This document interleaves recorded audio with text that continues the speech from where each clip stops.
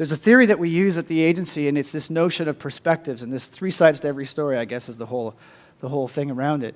And if you think about any dynamic that you might be in with a group of people or another person, there's typically 3 perspectives. There's yours, which I'm sure you feel strongly about. There's somebody else's, the other person that you're engaged with, and then there is the outside perspective. And the funny thing about the outside perspective is that often it's the easiest perspective to know what needs to happen in a situation because you're not emotionally attached to any of the other 2 perspectives.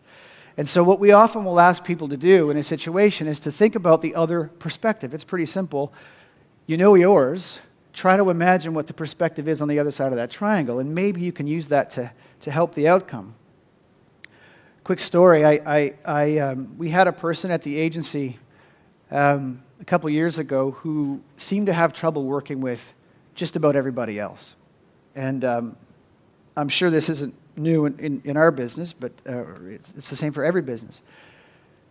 That person, eventually I had to get engaged to find out what was going on, and of course I sat and listened, and that person said to me that, they're not getting it. Nobody else is getting it. And the funny thing about that, I don't know if you've ever noticed this, but have you noticed that we often are sort of like, our first default position is to try to control what everyone else is doing?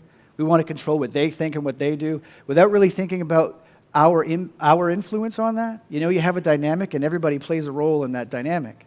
So that was the conversation we had, and this person was quite surprised to think that they had never actually considered their role in that dynamic. And once they did, they started to change the way they acted within that group. It worked for a while. Some people are just unhappy. They have to go. Another story, again, you talk about making a choice. You have to make a positive influence or you make a negative influence. Quick story about I had a client who was particularly upset with the agency, was calling me all the time. I was getting 1-2 calls a day about things that were wrong, and I couldn't get my head wrapped around it because it just seemed so unlikely that this much stuff was wrong with the thing that we do every day. So I finally got called to a meeting, and I was handed a sheet of paper, and the sheet of paper had 17, not even joking, I actually counted them, 17 things that were wrong with what we were doing.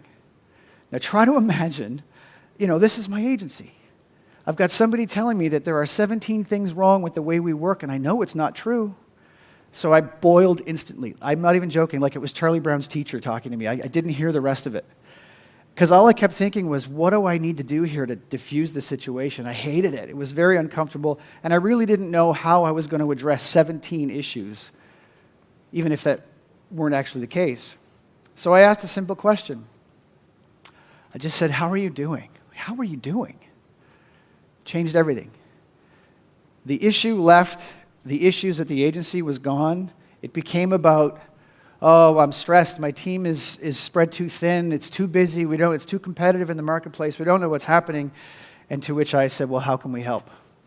And all of a sudden, the issue wasn't about 17 things. It was about 2 or 3 that were probably impacting what was going on. Now, I've talked a little bit about, those are sort of negative situations that you can impact. You can choose your impact to make them positive.